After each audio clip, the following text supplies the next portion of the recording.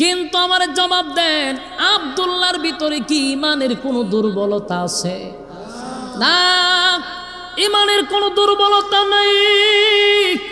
আব্দুল্লাহর সামনে যখন বলা হয়েছে এটা শুকরের মাংস আর এটা হলো মদ, আব্দুল্লাহ চোখ রাঙ্গায়া বলে, এগুলা নিবি না লাথি মেরে ফালায়া দিব? জোরে জোরে কোন সুবহানাল্লাহ।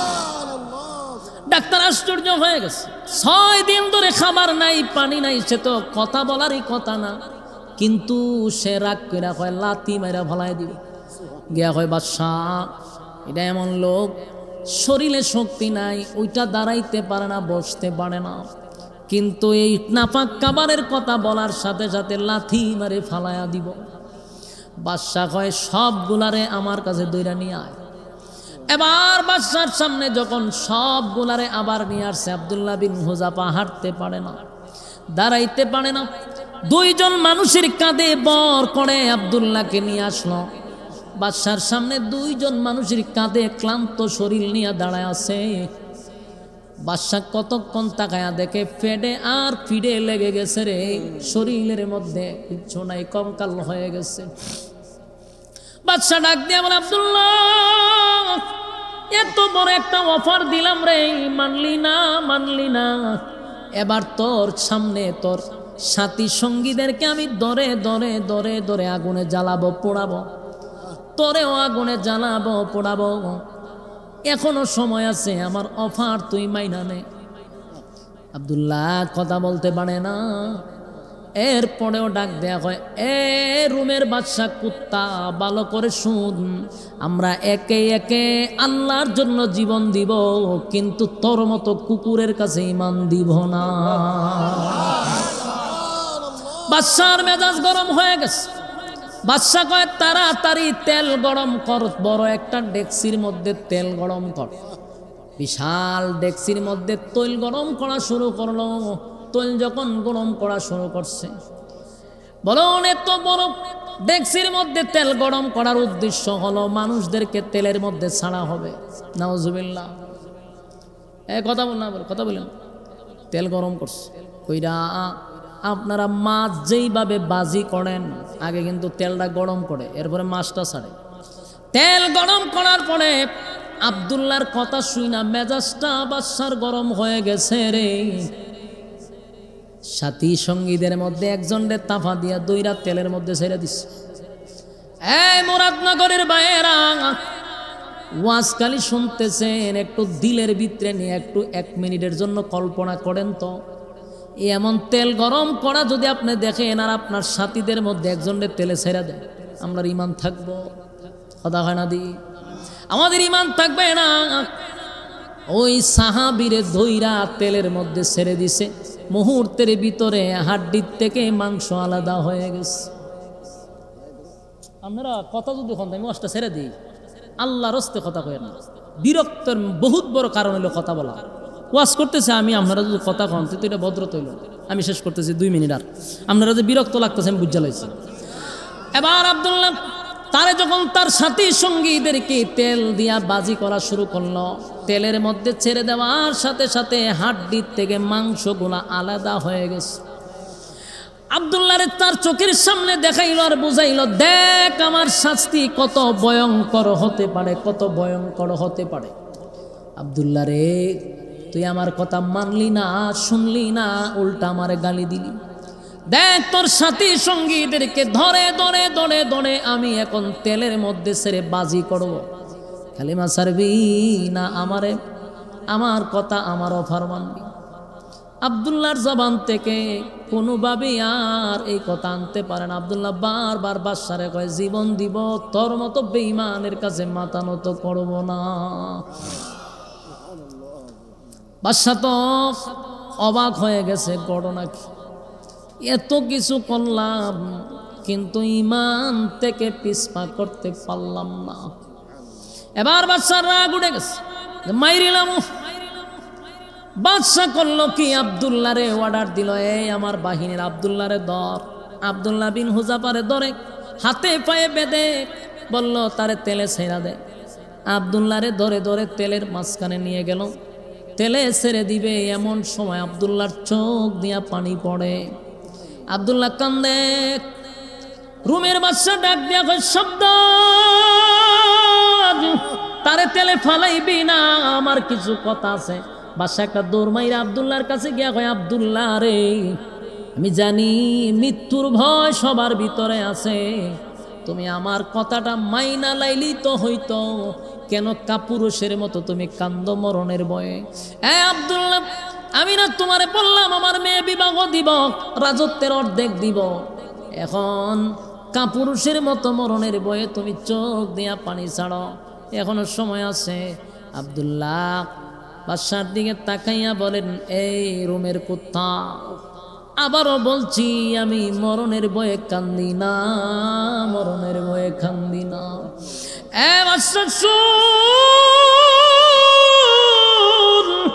আমার কান্নার কারণ হলো আমার অল্প বয়স, আমার বয়স বেশি না, কালেমা পড়ছি বেশি দিনও হয়নি। আমার এই অল্প সময়ে আমার মালিকের জন্য আমি কি করলাম, কি করলাম, আমার মালিকের জন্য আমি কি করলাম রে, সেই ব্যথায় ব্যতীত হইয়া আমি কান্দি। আমি শাহাদাত বরণ করলাম, আমার মালিক যদি আবার জীবিত করত, আবার আল্লাহর রাস্তায় জীবন দিতাম, আবার জীবিত করত, আবার জীবন দিতাম। এইভাবে আমার মালিক যদি 100 বার জীবন দিত, 100 বার আল্লাহর রাস্তায় শাহাদাত বরণ করতাম, মোটামুটি আমার একটু আফসোস পুরা হইত। কিন্তু আমি কান্দি, আমি যে আর জীবিত হইয়া আবার মরতে পারবো না, আমি যে আর আল্লাহর রাস্তায় জীবন দিতে পারবো না, এই ব্যথায় ব্যতীত হইয়া কান্দি, মরণের ভয়ে কান্দি না, মরণের ভয়ে কান্দি না, মরণের ভয়ে কান্দি না। মুসলমান কোনোদিন মরণের ভয়ে কাঁদতে পারে না। ইমানদার মরণের জন্য প্রস্তুত থাকে রে, ইমানদার মৃত্যুর জন্য প্রস্তুত থাকে। ইমানদার কোনো সময় মৃত্যুর ভয় পায় না, মৃত্যুর ভয় পায় না। আমি কেন, কোন কারণে মৃত্যুর ভয়ে কাঁদবো? আমি কান্দি আমার মালিক রে, মালিকের জন্য আমি কি করলাম, সেই ব্যথায় ব্যতীত হইয়া কান্দি। বাদশা আবার চিন্তা করলো, এই মুহূর্তে যদি আমি আব্দুল্লাহ রে আগুনে জ্বালায়া পোড়ায়া দেই, আব্দুল্লাহ জিতে যাবে, আমি বাদশা হেরে যাব, আমি বাদশা হেরে যাব। কারণ সে তো একবার মরতে চায় না, সে 1000 বার মরতে চায়। আমি যদি তার এখন মরতে দেই, সে জিতে যাবে, আমি হেরে যাব। তাই বাদশা কয় সাবধান, তারে আর তেলে ফলাইবি না। বাদশা এবার চিন্তায় পড়ে গেল, যে শর্ত দেই এটাই তো মানে না, আমি এখন তাদেরকে কেমনে ছেড়ে দেই, কি বইলা ছাড়ব? বাদশার তো একটা ইজ্জত আছে, আমি তাদেরকে ধরে আনছি শাস্তি দেওয়ার জন্য, এখন আমি কি বইলা তাদেরকে ছাড়ব? বাদশারও বুঝ আসছে যে এই জাতি এমন এক জাতি, জীবন দিতে প্রস্তুত, ইমান দিতে প্রস্তুত না। তাই ওই বাদশাও বুঝতে পারছে আগামীর এই সব কিছু মুসলমানদের হাতেই চলে যাবে, কেউ তাদেরকে ঠেকাইতে পারবে না। কারণ অস্ত্রের বলে যুদ্ধ করে না, তারা ইমানের বলে যুদ্ধ করে। আমিনু কামা আমানান নাস, আমিনু কামা আমানান নাস, ওই মানুষদের মতো ঈমান আনো যারা ঈমান আনছে, ঈমানের পরীক্ষা দিছে। এই আমিনু কামা আমানান নাসের ব্যাখ্যা হতে পারে সাহাবায়ে কেরাম। সাহাবায়ে কেরামদেরকে রব্বে কারীম বুঝাইছেন আমিনু কামা আমানান নাস, কারণ তারা ঈমানের পরীক্ষা দিয়া উত্তীর্ণ হয়েছে, দুনিয়ায় থাকতেই জান্নাতের সার্টিফিকেট পাইছে। সুবহানাল্লাহ। আমার যুবক ভাইরা, শুধু নিজের ঈমানদার দাবি করি, শুধু ঈমানদার দাবি করি, নিজের ঈমানদার দাবি করলেই হবে না। আমার মালিক কিন্তু দুনিয়ায় থার্মোমিটার না পাঠাইলেও মালিকের কাছে থার্মোমিটার আছে না নাই? আল্লাহ বলেন আমিনু কামা আমানান নাস, আমিনু কামা আমানান নাস, ওই মানুষদের মতো ঈমান আনো যারা ঈমানের পরীক্ষা দিছে। সাহাবায়ে কেরাম ঈমানের পরীক্ষায় উত্তীর্ণ হয়েছে, এমন কি আমার আল্লাহ তাদের প্রতি এমন খুশি হয়েছে রে, দুনিয়ায় থাকতেই তাদেরকে ঘোষণা দিছে তুমি জান্নাতি, তুমি জান্নাতি, তুমি জান্নাতি। সুবহান। আমিনু কামা আমানান নাস এর ব্যাখ্যা আব্দুল্লাহ বিন তামের হতে পারে। আমিনু কামা আমানান নাস এর ব্যাখ্যা ফেরাউনের বউ আসিয়া হতে পারে। আমিনু কামা আমারান নাস, ফেরাউনের ঘরের দাসীও হতে পারে, কারণ সবাই ইমানের পরীক্ষায় উত্তীর্ণ। আমরা নিজেরা ইমানদার দাবি করি গো, ইমানদার দাবি করি, কিন্তু আল্লাহ বলেন যারা ইমানদার তাদের উপরে পরীক্ষা হবে। বলুন কি হবে? যুবক ভাইরা, ইমানের পরীক্ষা আসবে, ইমানের পরীক্ষা আসবে, এতে কোনো সন্দেহ নাই। আমাদের উপরে মুসিবত আসে না, কারণ বুঝতে হবে আমরা ক্লাসের ছাত্র না। আমার কথার মর্ম কি বুঝছেন? বুঝেন নাই। আবারও বলছি, পরীক্ষা কাদের হয়? যারা ক্লাসের ছাত্র। কথা হয় না? যে ক্লাসের ছাত্র তার পরীক্ষা নেয়। আমরা যে নিজেরা ইমানদার দাবি করি, আল্লাহর আদালতে আমরা সেই ক্লাসের ছাত্রই না, এই জন্য আমাদের পরীক্ষা আসে না। ইমানদারের উপরে যুগের পর যুগ পরীক্ষা আসছে এবং ইমানের পরীক্ষায় তারা ফার্স্ট ডিভিশনে পাস করছে। আর আমাদের উপরে কেন পরীক্ষা আসবে? আমরা তো ক্লাসের ছাত্রই না, কারণ 5 টাকার রং সার কাছে আমাদের ইমান বিক্রি হয়। 1 কাপ চা খাওয়াইলে ইমান কিনা যায়? এই জাতিরে কি সাবুক দিয়া বাইরানির দরকার আছে, আগুন দিয়া পুরানোর দরকার আছে, বুকে পাথর রাখার দরকার আছে? না না, 5 টাকার রং সার কাছে যার ইমান বিক্রি হয় তারে পরীক্ষা নেওয়ার দরকার নাই, সে তো ক্লাসের ছাত্রই না। আমার যুবক ভাইরা, যারা পরীক্ষায় পাস করবে, কানাত লাহুম জান্নাতুল ফিরদাউসি নুজুলা, তাদের জন্য জান্নাতুল ফিরদাউস। তাই পরীক্ষা নিবে রে, পরীক্ষা দিতে হবে, ইমানের পরীক্ষা, ইমানের পরীক্ষা। আমার যুবক ভাইরা, আমিনু কামা আমানান নাস, ওই মানুষদের মতো ইমান আনো যারা ইমানের পরীক্ষা দিছে। সাহাবায়ে কেরামদের বুকের উপরে পাথর রাখছে, জিহ্বার মধ্যে পেরাক মারছে আল্লাহ আল্লাহ বলার অপরাধে। কেন আল্লাহ আল্লাহ বলল? এই জন্য তাদের জিহ্বা টান দিয়া পেরাক মারছে, কিন্তু একটা মুহূর্তের জন্য মালিকের নাম ডাকা বন্ধ করে নাই। কত সাহাবীদেরকে গাছের সঙ্গে বেঁধে মার সামনে সন্তানকে উলঙ্গ করে মারছে, সন্তানের সামনে মারে, লজ্জাস্থানে বর্ষা মারছে, এরপরও ইমান দেয় নাই, জীবন দিয়া দিছে, ইমান দেয় নাই, ইমান দেয় নাই। এই জন্য আল্লাহ বলেন আমিনু কামা আমানান নাস, ওই মানুষদের মতো ইমান আনো। ওই মানুষ কারারে, তারাই তো সাহাবায়ে কেরাম। আমার যুবক ভাইরা, সাহাবীদের ইমান, এই জন্য বেশি বেশি বেশি করে সাহাবায়ে কেরামদের জীবনী পড়বেন, তাহলে ইমানি জজবা বাড়বে, ইমান শক্তিশালী হবে।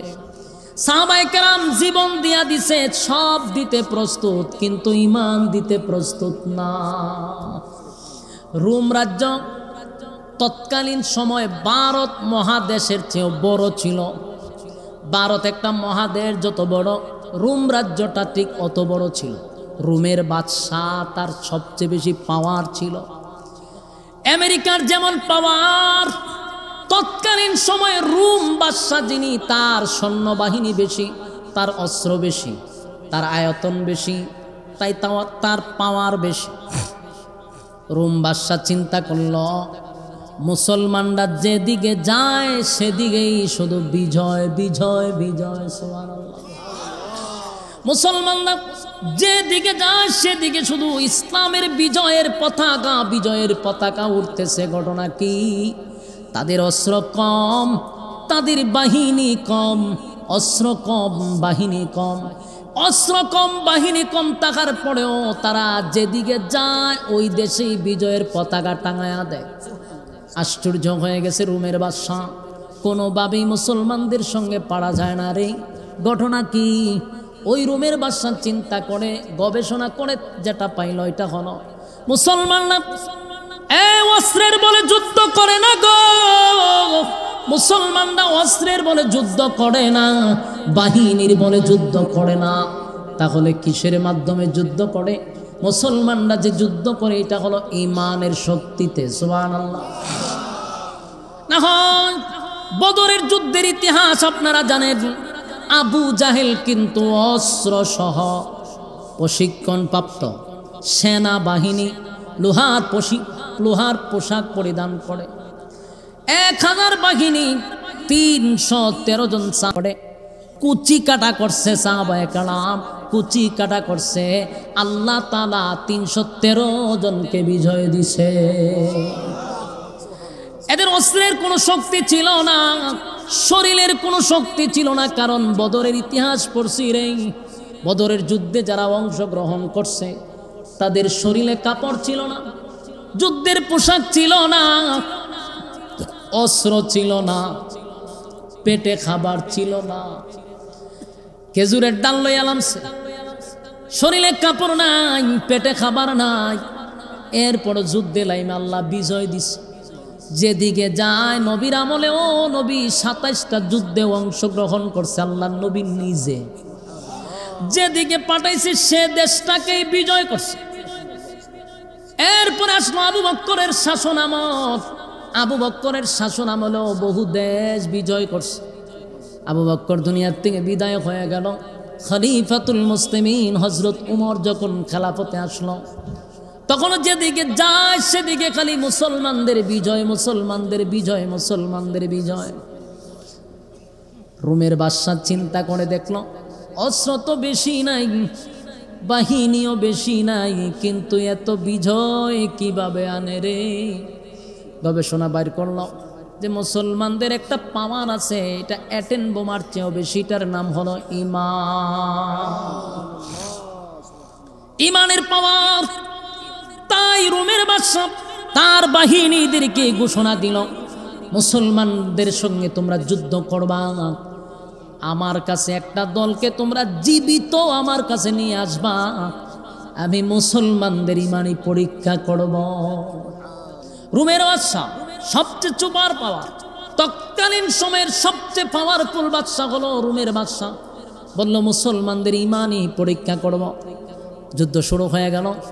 হযরত উমর রাদিয়াল্লাহু তাআলা আনহু পাঠাইলেন মুসলমানের একটা গ্রুপ ওই রোমের বাদশার বাহিনীর কাছে আটকা পড়ে গেছে। বাহিনীরা মুসলমানদেরকে গ্রেফতার করে জীবিত অবস্থায় বাদশার সামনে দাঁড় করাইল। বাদশা বলল সবগুলারে লকাবের ভিতরে ঢুকাও, আগামীকালকে কথা বলবো। সবগুলারে লকাবে ঢুকাইল। পরের দিন বাদশা একটা চেয়ারে বসা অনুমতি দিল, মুসলমানদের যে গ্রুপটা তোমরা বন্দি করে রাখছো সবগুলারে আমার সামনে নিয়ে আসো। বাদশার বাহিনীরা মনে মনে মনে মনে ভাবতেছে আজকে মনে হয় সবগুলারে হত্যা করবে। বাদশা অর্ডার দিবে আর সবগুলারে হত্যা করা হবে। মুসলমানদেরকে বাদশার সামনে হাজির করা হলো। বাদশা সবার দিকে তাকাইয়া বলল, তোমাদের মধ্যে তো একজন অবশ্যই লিডার আছে। সাহাবীদের মধ্যে একজন হাত তুললা বলে, হ্যাঁ এই গ্রুপের লিডার হলাম আমি। তোমার নাম কি? বলে আমার নাম আব্দুল্লাহ বিন হুযাফা। বাদশা ডাক দিয়ে বলল, আব্দুল্লাহ আমার কাছে আসো, তোমার সঙ্গে আমার কিছু কথা আছে। বাহিনীরা চিন্তা করলো বাদশা তো অর্ডার দেওয়ার কথা তাদেরকে হত্যা করা, কিন্তু বাদশার মেজাজ ভালো, বাদশা হাসি খুশি। ঘটনাটা কি? মুসলমানের সবচেয়ে বড় নেতা যিনি এই গ্রুপের মধ্যে, যিনি নেতা, তারে ডাক দিয়া বাদশার কাছে বসাইছে। বাদশা কতক্ষণ আব্দুল্লাহ বিন হুযাফার দিকে তাকায় আছে, তাকায় বলল, চেহারা সুরত তো বালা, তোমারে দেখতে তো বড় সুন্দর লাগে রে, বডি বালা, চেহারা বালা, জ্ঞান বুদ্ধি আছে, সবই ঠিক আছে। আমার মনটা চায় তোমার সঙ্গে একটু সুসম্পর্ক গড়ে তুলতে, তোমার সঙ্গে আত্মীয়তা করতে আমার মন চায়। কে কয়? বাদশা।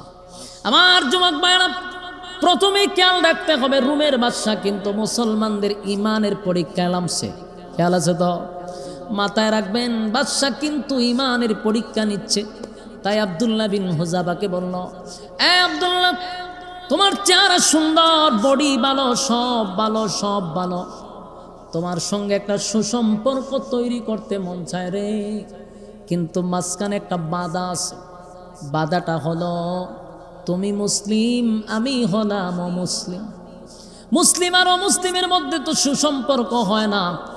তুমি যদি আমার কিছু শর্ত মেনে নাও, আমি তোমাকে কিছু অফার দিব। যদি আমার শর্ত মানতে পারো, তোমাকে আমি অফার দিব। বাদশা তখন বলতে লাগলো, শোনো, তোমারে আমার বড় ভালো লাগছে, তোমার মতো একটা বিচক্ষণ ছেলে হইয়া সুন্দর বডির অধিকারী হইয়া কেমনে রে মোহাম্মদের দলে যোগ দিছ? নাউজুবিল্লাহ। তুমি আমার দলে যোগ দাও। এ আব্দুল্লাহ সুদ, এই রাজ্যের বাদশা হলাম আমি, আমার একটা কন্যা সন্তান আছে, আমার কোনো ছেলে নাই, আমার একটা কন্যা সন্তান আছে। গোটা রাজত্বের মধ্যে আমার মেয়ের চেয়ে সুন্দর রূপসী আর কেউ নাই।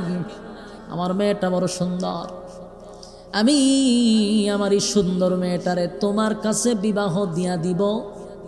শুধু তাই নয়, যেদিন বিবাহ দিব সেদিন তোমার নামে এই রাজত্বের অর্ধেক আমি লিখে দিব। কেমন অফার? কথা কি বুঝতেছেন? আমেরিকার প্রেসিডেন্ট যদি আমাদের মতো কোনো মৌলবীরে ডাক দেয়া নেই, হুজুর আপনি হুজুরগিরি ছাইরা দেন, আমি ডোনাল্ড ট্রাম্পের মেয়েরে বিয়া দিব, আমেরিকার অর্ধেক আপনার নামে লিখে দিব। হুজুরের আমাদের ইমান আজ থাকবো কিনা সন্দেহ আছে। কথা কই না দি? কারণ আমাদের মধ্যে বহু হুজুর আছে রে ইমানের জন্য, একটা শেয়ারের জন্য ইমান বিক্রি করে, শেয়ার পাওয়ার জন্য ইমান বিক্রি করতেছে। এটা আমার মধ্যে আছে, আপনার মধ্যে আছে। এই জন্য আমার বিশ্বাস খুব কম। আল্লাহ যদি কাউরে ইমানের শক্তি দেয় ওই বান্দার দ্বারাই সম্ভব, আর না হয় উপায় নেই। শেয়ারের কাছে আমরা বিক্রি হই, তাহলে আমি গ্যারান্টি কেমনে দিব? ফতোয়া তো অনেক দিবার, ফতোয়ার অভাব নাই। হয়তো আগে রাজত্বটা অর্ধেক ফায়া লই, মাইয়াটা বিয়া করে লই, এবার মাইয়াটা মুসলমান বানামো আর রাজত্ব অর্ধেক মুসলমান বানাইলাম। কি সুন্দর ফতোয়া দিত। আগে যদি এটি হাসিল না করি তইলে কি আর আমি মানুষ মুসলমান বানাইতে পারো? আগে আমার বেইমান হইতিব, এরপর আবার মুসলমান হইতিব। ফতোয়া মাইরা দিলে ঠিক নেই। কিন্তু নবীর সাহাবী মাথা রাখবেন, নবীর সাহাবীদের ব্যাপারে আল্লাহ বলেন আমিনু কামা আমানান নাস, ওই মানুষদের মতো ঈমান আনো। ওই মানুষ বলতে তাফসীর কারকরা বলেন অবশ্যই সাহাবায়ে কেরাম বুঝাইছে। তাদের ঈমান আব্দুল্লাহ বিন হুযাফাকে এমন ভাবে আকর্ষণ করলো, এতগুলা অফার দিতে লাগলো। ইল্লা মাশাআল্লাহ, সবাই যে ঈমানের কাছে বেঈমানদের কাছে বিক্রি হবে এমনটা না। আমাদের বাংলাদেশেও এমন মুজাহিদ ছিল, টাকার কাছে বিক্রি হয় নাই, যেমন বাবনগরী রহমতুল্লাহ আলাইহি। কথা হয় না, উনি বাতিলের কাছে মাথা নত করে নাই, টাকার বস্তা নিয়ে আসছে, লাথি মারছে। বাড়িতে এখনো টিনের ঘর। এই বাবনগরী তাদের অফারে রাজি হয় নাই, বিদায় বাতের ওষুধ খাওয়াইতে খাওয়াইতে হুজুররে মাইরা বলাইছে। কথা বুঝতেছেন? সব হুজুররা বিক্রি হয় না রে। এই জমিনে এখনো বহু আল্লাহওয়ালা আছে না? না, এখনো বহু আলেমরা বাতিলের কাছে মাথা নত করে না, টাকার কাছে মাথা নত করে না। বহু হুজুরের কাছে টাকার বস্তা গেছে, লাথি মাইরা সরায়া দিছে। আবার বহু হুজুররা ওই নেতাদের কাছে বিক্রিও হইছে, আছে না নাই? সবাইরে এক পাল্লা বাই রাখলে চলবে না। এখনো পৃথিবীর জমিনে ভালো মানুষ আছে বিদায় আমার আল্লাহ জমিন টিকায় রাখছে। ভালো মানুষ যদি না থাকতো, কসম খোদার এই জমিন থাকতো না, ইসরাফিলের সিংহায় দিয়া ধ্বংস করে দিত। আমার যুবক ভাইরা, আব্দুল্লাহ বিন হুযাফা তারে যখন লোভ দেখাইল, লালসা দেখাইল, দেখবেন যে কেউ আপনাকে তার বাগে নেওয়ার জন্য প্রথম অফার দেয়। কথা হয় না? অফার দেখো, গুলশান একটা বাড়ি পাইবেন, দেখেন চিন্তা করে দেন কি তা করবেন, আর একটা গাড়ি পাইবেন, আর বিদেশে ভ্রমণ করার জন্য কিছু টাকাও পাইবেন। সারা জীবন আপনার 14 গোষ্ঠী পায়ের উপরে ফাউতুল্লা খাইব, আপনি সিদ্ধান্ত নেন কি তা করবেন। প্রথম অফার দেয়। যখন দেখে উজুর লড়ে না, হয় বেগম পার একটা বাড়ি ঘুরে দিব, তাও লড়ে না, তখন কয় তুলে আয়না করে ঢুকা। কথা হয় না? অফারে যখন রাজি হয় না, লুবে যখন পড়ে না, তখন কয় আয়না করে ঢুকা। নাটক বানা, জঙ্গির নাটক বানায় তার আয়না করে ঢুকায় দেখে আমাদের অফারে রাজি হইল না, উজুর কেন বিক্রি হইল না, তাই আয়না করে ঢুকা। আব্দুল্লাহ বিন হুযাফারে অফার দিছে আমার মেয়ের বিবাহ দিব। 1 নাম্বার অফার। 2 নাম্বার হলো রোমের রাজত্ব অর্ধেক তোমার নামে আমি লিখে দিব। আব্দুল্লাহ বিন হুযাফারে যখন অফার দিতে লাগলো, আব্দুল্লাহ বিন হুযাফা কয় রোমের কুত্তা, তোর কথা কি শেষ? সুবহানাল্লাহ। রুমের বাদশা মানে মনে করেন এখনকার আমেরিকার সেই ডোনাল্ড ট্রাম্প আধা পাগল। তার যে পাওয়ার আছে এর থেকে বেশি পাওয়ার ছিল তৎকালীন সময় রুমের বাদশা। তার সামনে কোনো দেশের বাদশা কথা বলার সাহস পাইত না। কিন্তু আব্দুল্লাহ বিন হুযাফা এই বাদশার সামনে দাঁড়ায়া কয়, এ রুমের কুত্তা, তোর কথা কি শেষ? কয় শেষ। তাহলে শোন, তোর মতো কুত্তার কথা আমার ঈমান আমি বিক্রি করব না। যখন দেখল তার প্রস্তাবে রাজি হয় না, তখনই বাদশা কয় তার আয়না ঘরে ঢুকা। আয়না ঘরে ঢুকায়া দেখ, খানা দিবি না, পানি দিবি না। সাথী সঙ্গীদেরকেও যখন ঢুকায়া দিল জেলখানার ভিতরে, বিশেষ করে আব্দুল্লাহ বিন হুযাফা যখন তারে কুত্তা কইছে, বাদশার গায়রতে লাগছে, ইজ্জত নিয়ে টানাটানি। আমার এতগুলা মানুষের সামনে এমন বিশ্রী ভাষায় কথা বলল, আমি দেখে নিব তার ঈমান কত প্রকার ও কি কি। একটা ঘরের মধ্যে বন্দি করছে, যেখানে পানিও নাই, খাবারও নাই, পানিও নাই, খাবারও নাই। এক সপ্তাহ পর্যন্ত এক ফোঁটা পানিও দিল না, এক ফোঁটা পানিও দিল না, খাবারও দিল না। একজন নর্তকী বানাইছে। নর্তকী শুনুন আপনারা? যারা না আছে এরা কি তা কয়? নর্তকী বুঝেন? ওই যে মহিলারা পুরুষদেরকে আকৃষ্ট করে মঞ্চে নাচানাচি করে, যেমন মমতাজ। কথা কয় না? যেমন মমতাজ, 150 টাকা মমতাজ এখন সংসদেও কথা কইছে এক সময়, ঠিক নেই? যার মূল্যায়ন ছিল মাত্র 150 থেকে 200 টাকা। ফুটপাতে গান গাইতো, মানছে 100-200 টাকা দিত। এই বেডি হয়ে গেছে সংসদে গিয়া গান গায়। বাংলাদেশ এটা তো কত উন্নত হয়েছে চিন্তা করছেন? আমাদের দেশের পার্লামেন্টদেরকে নিয়ে মানুষ হাসাহাসি করত যে একটা নর্তকী যদি পার্লামেন্টে বক্তব্য দেয় 18 কোটি মানুষের বেইজ্জতি করা ছাড়া আর কিছু না। একটা মূর্খ মানুষ যদি উচ্চ জায়গা সংসদে, তাহলে কিয়ামতের একটা আলামত। রাসূল বলছেন, মূর্খরা যখন যোগ্যতার আসনে বসে কথা বলবে, বুঝে নিবা কিয়ামত করতেছে। কথা কয় না? মমতাজের মতো বেড়ি এমন আছে। এরকম নর্তকী রুমের বাদশা ঈমান পরীক্ষা করার জন্য আব্দুল্লাহ বিন হুযাফার আয়নাগরের ভিতরে একটা নর্তকী পাঠাইছে। ও গিয়া তোর প্রতি আকৃষ্ট করবে, দেখ কি করে, ঈমানের পরীক্ষা নিতে। নর্তকী আব্দুল্লাহ বিন হুযাফার কাছে গিয়া যত অঙ্গ ভঙ্গি আছে যেগুলা করলে পুরুষ আকৃষ্ট হয়, তার কোনোটা বাদ রাখছে না, সব করছে। কইরা বাদশার কাছে আয়া কয়, আমার কই পাঠাইছে? বলে গেছত না? বলে গেছিলাম তো। কই পাঠাইছে? মানুষ না জিন? আমার ভয় লাগছে। বলে কে রে? কই একটা বারও আমার দিকে তাকাইছি না।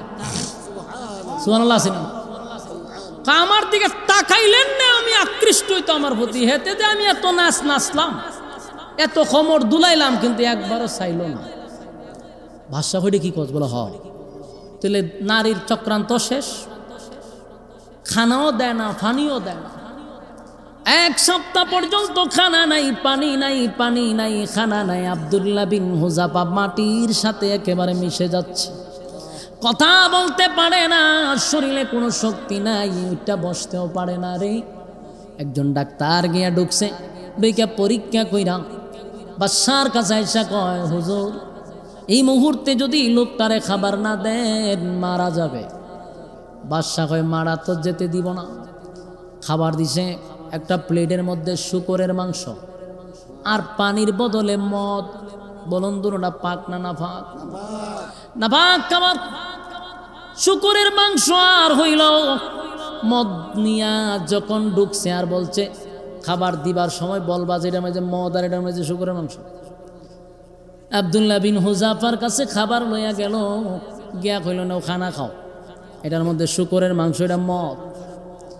আব্দুল্লাহর শারীরিক দুর্বলতা আছে রে, কারণ 6 দিন ধরে খানা নাই, পানি নাই, উঠতে পারে না, বসতেও পারে না, ভালো করে কথাও বলতে পারে না। এটাই তো স্বাভাবিক, কারণ তার দুর্বলতা শারীরিক, না খাওয়ার কারণে, ঠিক নেই? কিন্তু আমার জবাব দেন, আব্দুল্লাহর ভিতরে কি ঈমানের কোনো দুর্বলতা আছে? না, ঈমানের কোনো দুর্বলতা নাই। আব্দুল্লাহর সামনে যখন বলা হয়েছে এটা শুকরের মাংস আর এটা হলো মদ, আব্দুল্লাহ চোখ রাঙ্গায়া বলে এগুলা নিবি না লাথি মেরে ফালায়া দিব? জোরে জোরে কোন সুবহানাল্লাহ। ডাক্তার আশ্চর্য হয়ে গেছে, 6 দিন ধরে খাবার নাই পানি নাই, সে তো কথা বলারই কথা না, কিন্তু সে রাগ কইরা কয় লাথি মেরে ফালায় দিব। গিয়া কয় বাদশাহ এটা এমন লোক শরীরে শক্তি নাই, ওইটা দাঁড়াইতে পারে না, বসতে পারে না, কিন্তু এই নাপাক খাবারের কথা বলার সাথে সাথে লাথি মারে ফালায়া দিব। বাদশাহ কয় সবগুলারে আমার কাছে দইরা নিয়ে আয়। এবার বাদশার সামনে যখন সবগুলারে আবার নিয়ে আসছে, আব্দুল্লাহ বিন হুযাফা হাঁটতে পারে না, দাঁড়াইতে পারে না, 2 জন মানুষের কাঁধে বর করে আব্দুল্লাহকে নিয়ে আসলো। বাদশার সামনে 2 জন মানুষের কাঁধে ক্লান্ত শরীর নিয়ে দাঁড়ায় আছে।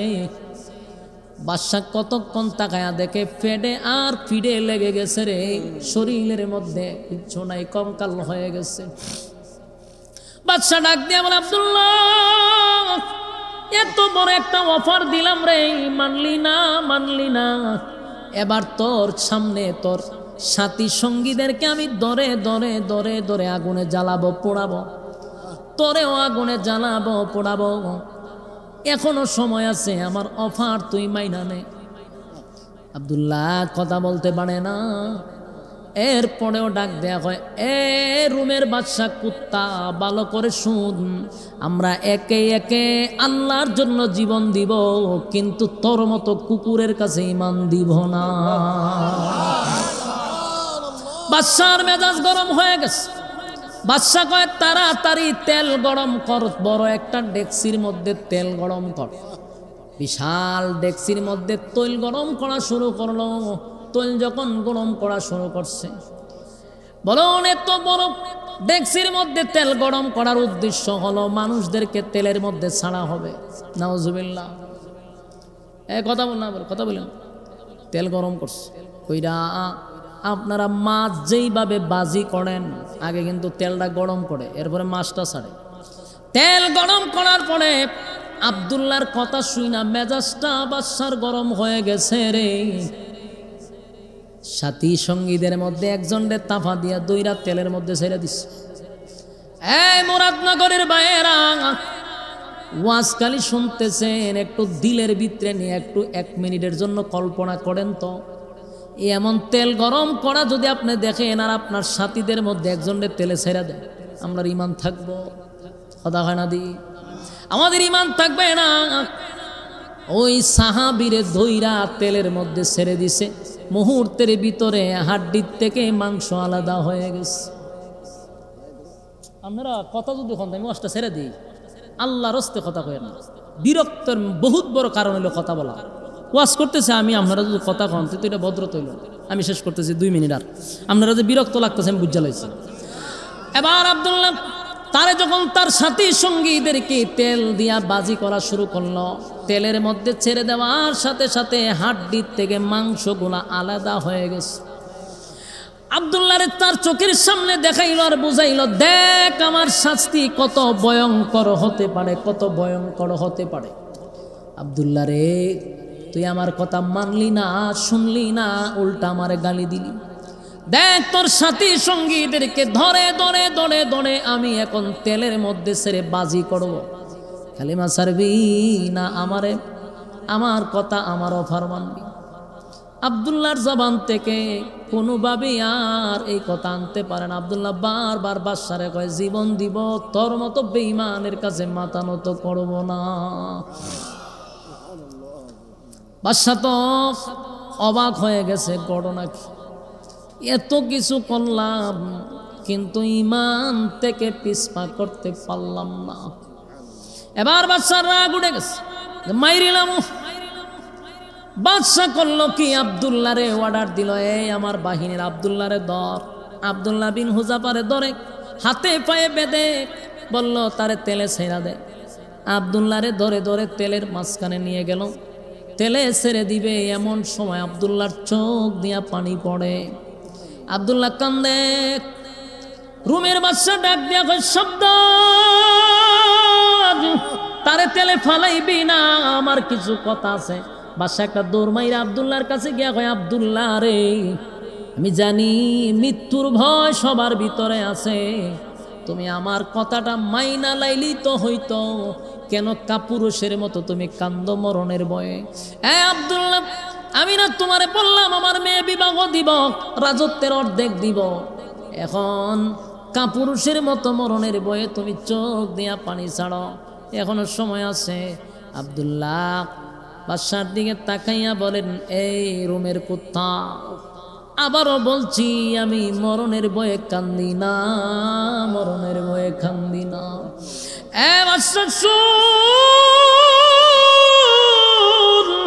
আমার কান্নার কারণ হলো আমার অল্প বয়স, আমার বয়স বেশি না, কালেমা পড়ছি বেশি দিনও হয়নি। আমার এই অল্প সময়ে আমার মালিকের জন্য আমি কি করলাম, কি করলাম, আমার মালিকের জন্য আমি কি করলাম রে, সেই ব্যথায় ব্যতীত হইয়া আমি কান্দি। আমি শাহাদাত বরণ করলাম, আমার মালিক যদি আবার জীবিত করত, আবার আল্লাহর রাস্তায় জীবন দিতাম, আবার জীবিত করত, আবার জীবন দিতাম। এইভাবে আমার মালিক যদি 100 বার জীবন দিত, 100 বার আল্লাহর রাস্তায় শাহাদাত বরণ করতাম, মোটামুটি আমার একটু আফসোস পুরা হইত। কিন্তু আমি কান্দি, আমি যে আর জীবিত হইয়া আবার মরতে পারবো না, আমি যে আর আল্লাহর রাস্তায় জীবন দিতে পারবো না, এই ব্যথায় ব্যতীত হইয়া কান্দি, মরণের ভয়ে কান্দি না, মরণের ভয়ে কান্দি না, মরণের ভয়ে কান্দি না। মুসলমান কোনোদিন মরণের ভয়ে কাঁদতে পারে না। ইমানদার মরণের জন্য প্রস্তুত থাকে রে, ইমানদার মৃত্যুর জন্য প্রস্তুত থাকে। ইমানদার কোনো সময় মৃত্যুর ভয় পায় না, মৃত্যুর ভয় পায় না। আমি কেন, কোন কারণে মৃত্যুর ভয়ে কাঁদব? আমি কান্দি আমার মালিক রে, মালিকের জন্য আমি কি করলাম, সেই ব্যথায় ব্যতীত হইয়া কান্দি। বাদশা আবার চিন্তা করলো, এই মুহূর্তে যদি আমি আব্দুল্লাহ রে আগুনে জ্বালায়া পোড়ায়া দেই, আব্দুল্লাহ জিতে যাবে, আমি বাদশা হেরে যাব, আমি বাদশা হেরে যাব। কারণ সে তো একবার মরতে চায় না, সে 1000 বার মরতে চায়। আমি যদি তার এখন মরতে দেই, সে জিতে যাবে, আমি হেরে যাব। তাই বাদশা কয়, সাবধান, তারে আর তেলে ফলাইবি না। বাদশা এবার চিন্তায় পড়ে গেল, যে শর্ত দেই এটাই তো মানে না, আমি এখন তাদেরকে কেমনে ছেড়ে দেই, কি বইলা ছাড়ব? বাদশার তো একটা ইজ্জত আছে, আমি তাদেরকে ধরে আনছি শাস্তি দেওয়ার জন্য, এখন আমি কি বইলা তাদেরকে ছাড়ব? বাদশারও বুঝ আসছে যে এই জাতি এমন এক জাতি, জীবন দিতে প্রস্তুত, ইমান দিতে প্রস্তুত না। তাই ওই বাদশাও বুঝতে পারছে আগামীর এই সব কিছু মুসলমানদের হাতেই চলে যাবে, কেউ তাদেরকে ঠেকাইতে পারবে না। কারণ অস্ত্রের বলে যুদ্ধ করে না, তারা ইমানের বলে যুদ্ধ করে। আমার যুবক ভাইয়েরা, বাদশা ডাক দিয়া বলে, আব্দুল্লাহ, আমি তোমারে আগুনে পুড়াইব না, তোমার সাথী সঙ্গীদেরকে আমি ছেড়ে দিব, কাউরে আমি শাস্তি দিব না, কাউরে আমি বন্দি করব না। শুধু এতটুকু জানতে চাই, তুমি কি আমার কপালে একটা চুমু দিতে পারবা? আমার কপালে যদি একটা চুমা দাও, আমি ওয়াদা দিলাম তোমার যত সাথী আছে, সঙ্গী আছে, সবগুলারে আমি জেল থেকে বাহির করে দিব, আমি নিরাপদে তোমাদের এলাকায় পৌঁছায়া দিব।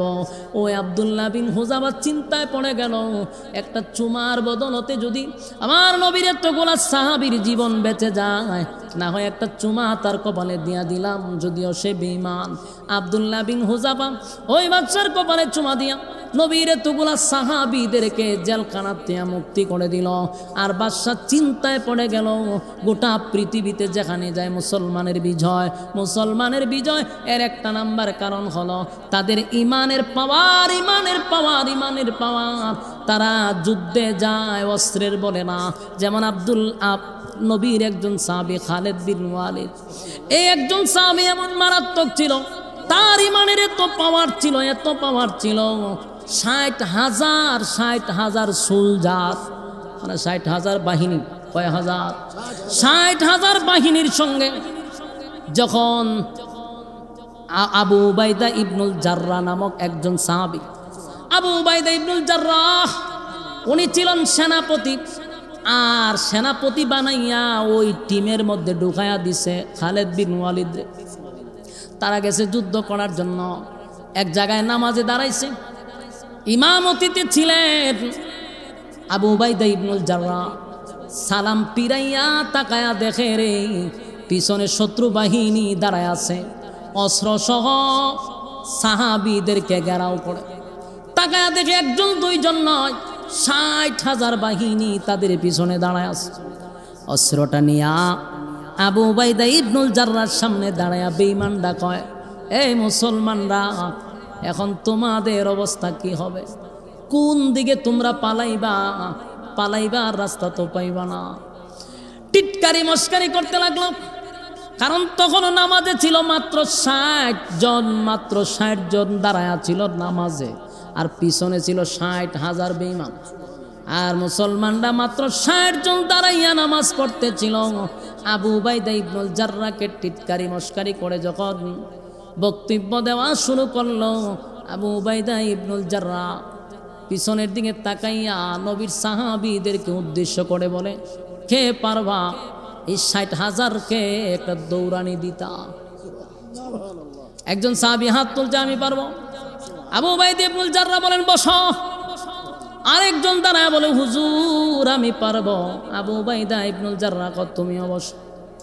তৃতীয় নাম্বার একজন হাত তুলছে, আবু উবাইদা ইবনুল জাররাহ কত, তুমিও বসো। চতুর্থ সময়ে একজন হাত বাড়াইছে পড়ে।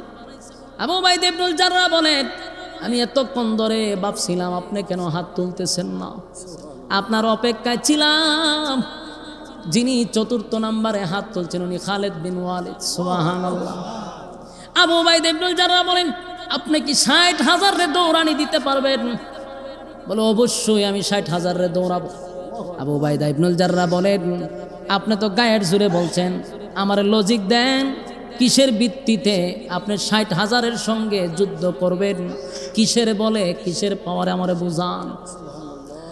আবু উবাইদা ইবনুল জাররাহর সামনে ওই সাহাবী খালেদ বিন ওয়ালিদ বলেন, আমি আমার নবীর একটা কথা শুনছি।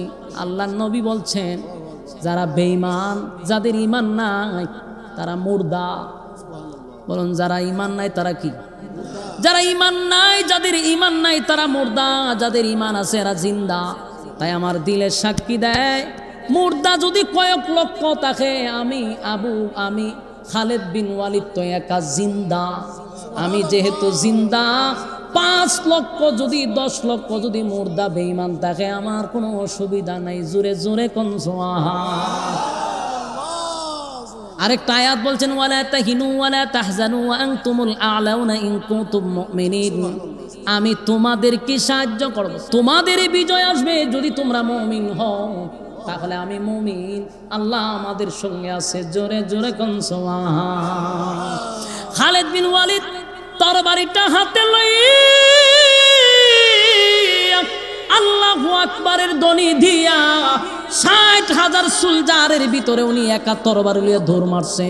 যেই মাত্র 60,000-এর ভিতরে আল্লাহু আকবারের ধ্বনি দিয়া ঢুকছে, কসম খোদার বেঈমানরা কয় যে যেখানে পারে সেখানে পালাইতে শুরু করছে। আর কয়েকশোরের জায়গাতেই উনি এইভাবে কুচি কাটা করে করে করে করে সামনের দিকে যায়। আর বেঈমানরা টাসা মারা শুরু করছে, কেউ উপরে কেউ পড়ে, কেউ দৌড়ে কেউ পালায়। একজন আরেকজনরে বলে, ঘটনা কি? 60,000 সোলজার বাহিনী, একজনের আল্লাহু আকবারের ধ্বনি শুনে পালাও কেন? বলে, পালাই না, আমরা আশ্চর্য হয়ে গেছি। খালেদ বিন ওয়ালিদ যখন 60,000 সোলজারের ভিতরে ঢুকছে, আর তরবারি যখন একটা আসমানের দিকে তুলে দেখলাম একটা উড়াইছে, আসমান থেকে শত শত শত শত তরবারি নিচের দিকে নামে। চিৎকার দিয়া কোন সুবহান। একটা জবান বন্ধ রাখবেন না, বলুন আল্লাহু আকবার। আরো জোরে কোন আল্লাহু আকবার। এই ইমানের আওয়াজ দিয়ে বলুন আল্লাহু আকবার। নবীজির সাহাবীদের ঈমান, আমিনু কামা আমানান নাস, আমিনু কামা আমানান নাস। এর অর্থ হলো সাহাবায়ে কেরামদের মতো ঈমান আনো।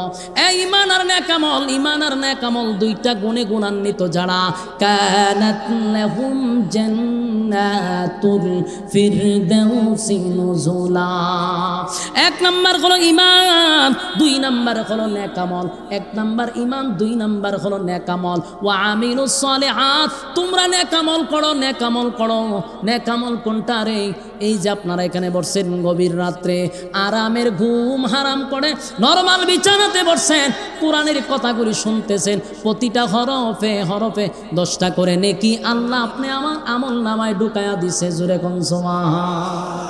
আমার যুবক ভাইরা, নেক আমল, নেক আমল, নেক আমল, নেক আমল, নেক আমল, ঈমান আর নেক আমল দুইটা গুণে গুণান্বিত হইয়া যদি যারা পরিমাণ ঈমান লইয়াও যদি কেউ কবরে যায় রে, আল্লাহ ওয়াদা দেয়, বান্দা ওয়াদা দিলাম, যারা পরিমাণ ঈমান লইয়া যদি কবরে আসো, গুনার কারণে জাহান্নামের আগুনে আল্লাহ জ্বলাবে, পোড়াবে, কিন্তু একটা সময় বান্দারে ধইরা জান্নাতে ঢোকাবে ওই যারা পরিমাণ ঈমান থাকার কারণে। আর যদি ঈমান না থাকে গো,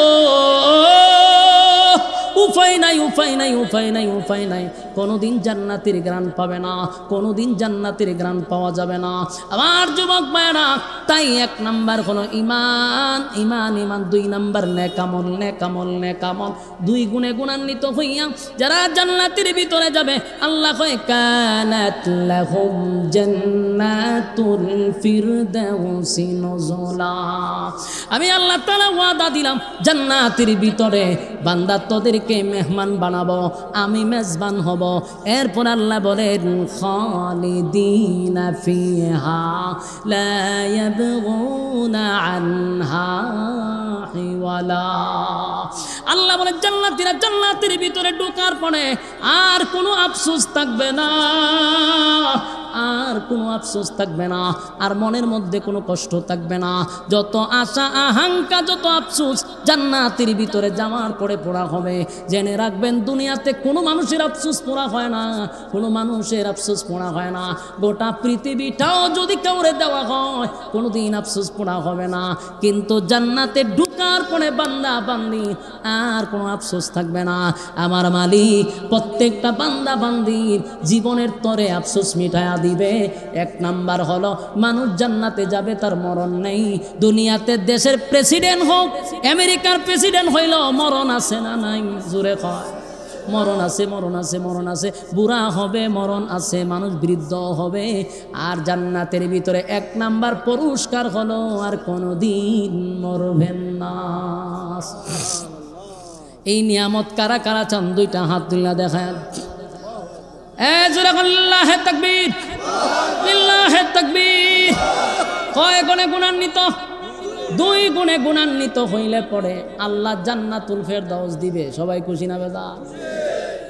সবাই কি জান্নাতুল হইতে চান? বিসমিল্লাহ খান।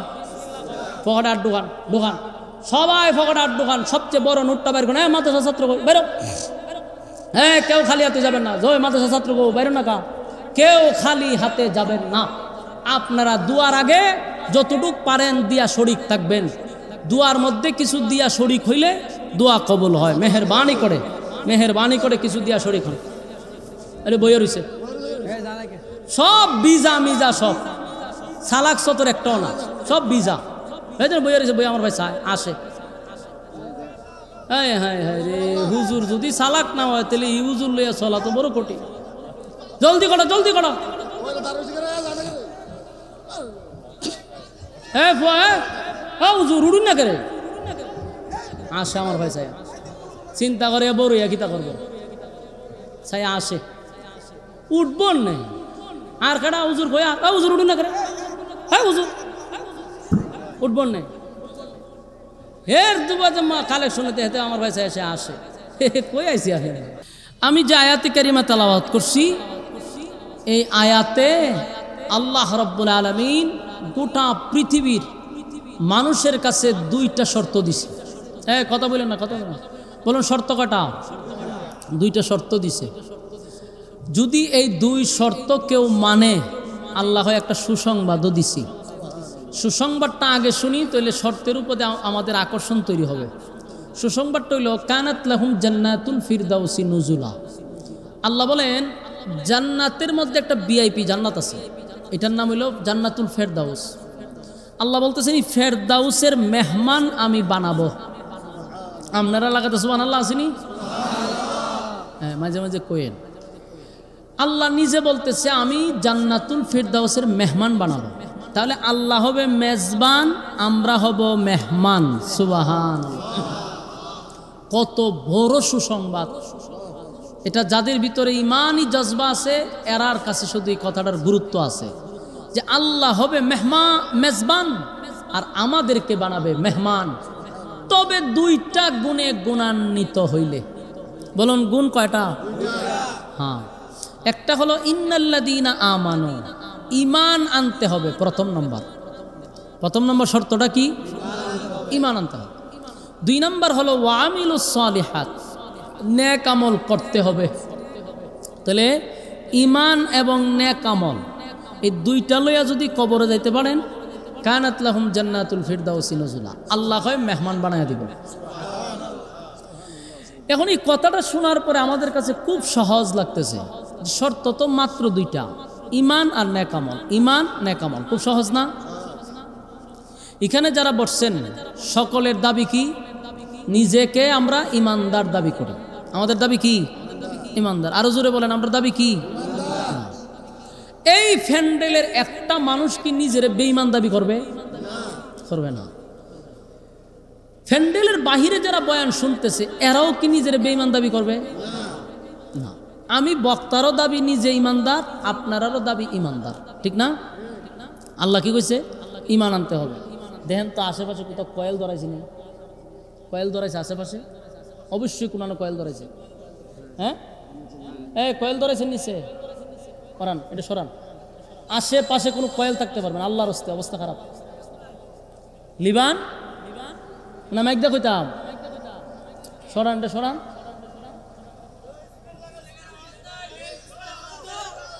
বসুন।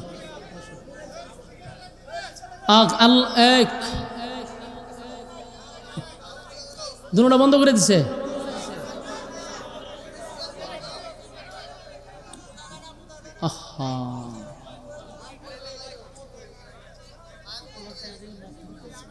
ভাই সাউন্ড দেন, ফ্যান্ডেলের সাউন্ড দেন, বক্সে সাউন্ড দেন। ফ্যান্ডেলটা অন্তত কে চালু রাখেন।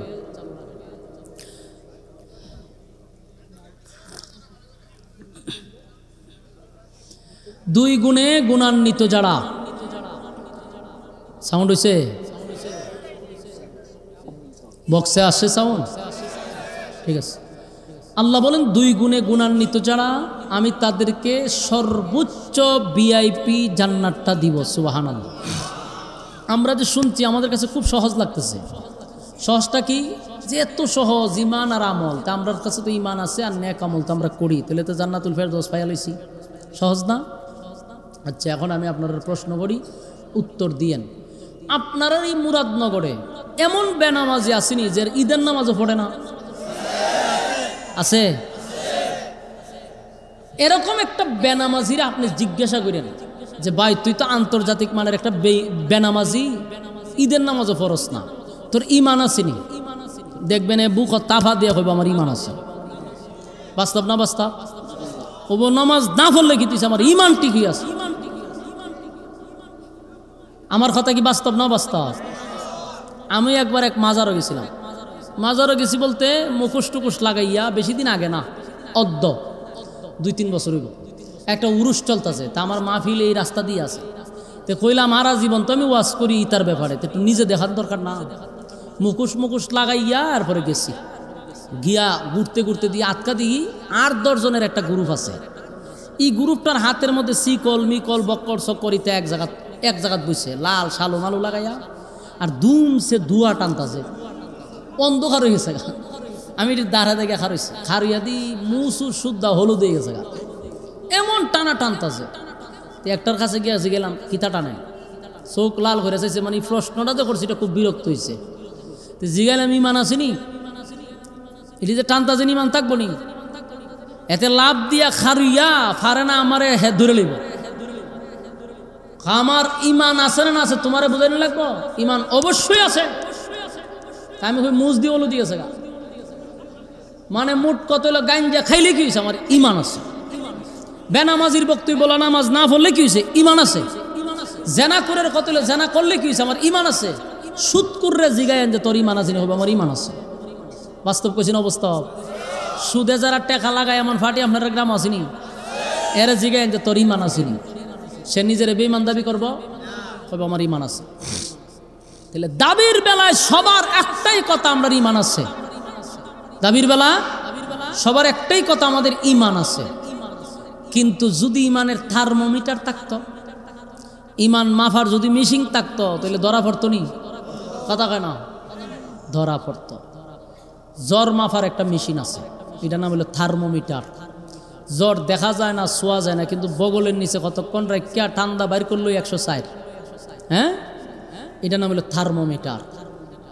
আল্লাহ যদি খালি ইমান মাফার মেশিনটা ফাটাইতো, তাইলে বক্তা আমি আইসি ওয়াজ করার লিগে, তখন কইলে হুজুর ওয়াজ করবেন পরে, আগে বগলের নিচে একটু আলগি দেন। তো দিলাম হইলে আলগি, ঢুকাই দিল হইলে থার্মোমিটার। কতক্ষণ পরে কইতো হুজুর ইমান তো জিরো, আপনি কি ওয়াজ করবেন না ইমান বেজ্জতি হয়ে যাইবেন? বক্তায় দৌড়ের রূপে থাকতো, ঠিক নেই? ফিরসা বাইসে ওয়াজ করতো, মুরিদ বাড়াইতো, হয়তো হুজুর মুরিদান বাড়াইবেন পরে, আগে আপনার ইমানটা টুমাই পালো, বগলের নিচে আলগি দেন। ইমাম ওই ফিরসাবের বগলের নিচে ঢুকাই দিত। কি ঢুকাইতো? থার্মোমিটার। বাইরে করে দেখতো ইমাম ফিরের ইমান জিরো। নেতায় এসে বুট চাইতো, হাত তুল্লা লাড়া দিতেছে, অমুক ভাইয়ের চরিত্র ফুলের চেয়েও পবিত্র, ঠিক না? কত ফার্ম দেয়, ফুলের চেয়েও পবিত্র। ফুলের শরীরেও দাগ আছে, কিন্তু নেতার শরীরে কোনো দাগ নাই। তখন নেতায় হাত তুলতে তুলতে আটকা দেখতেন একজন একটা থার্মোমিটার আমি ঢুকাই দিচ্ছি। ঢুকাইয়া হয়তো যে স্যার একটু কষ্ট করে খারু দেখেন 2 মিনিট, 2 মিনিট পরে থার্মোমিটার বাইর কইরা। মনোযোগ দা শুনেন, বলো নেতায় যদি হয়তো আমি নেতাগিরি করবো, ইমান মাইপা যদি দেখতো জিরো, এই নেতারে বুট দিত? ইমান মাইপা যদি দেখতো জিরো, ফিরের কাছে মুড়ি দিত? ইমান মাইপা জিরো দেখলে বক্তার ওয়াজন তো। আল্লাহ আমাদের প্রতি কত দয়া করছে, এই মেশিন বাইর করছে না, মানে আমরা ইজ্জতের হেফাজত করছে। যদি আমরা আকাম প্রকাশ করতো আল্লাহ, তাইলে আমরা বাপ হইয়া সন্তানের সামনে মুখ দেখাইতে পারতাম না, স্ত্রী স্বামীর সামনে মুখ দেখাইতে পারতো না, স্বামী তার স্ত্রীর সামনে দাঁড়াইতে পারতো না, নেতা তার সমাজের মানুষের সামনে দাঁড়াইতে পারতো না। আল্লাহ আমাদের কত ইজ্জত আর সম্মান, আমাদেরকে স্নেহের চাদর দিয়ে আল্লাহ ঘুরে রাখছে। এটা দিয়ে আল্লাহ বুঝাইলো, বান্দা নিজে নিজে শুধরায়া যা, নিজে নিজে শুধরায়া যা, আমি প্রকাশ করি নাই। তবে তোরা ইমানদার দাবি করছ, ইমানদার দাবি করলে চলবে না, ইমান আনতে হবে ওই মানুষদের মতো।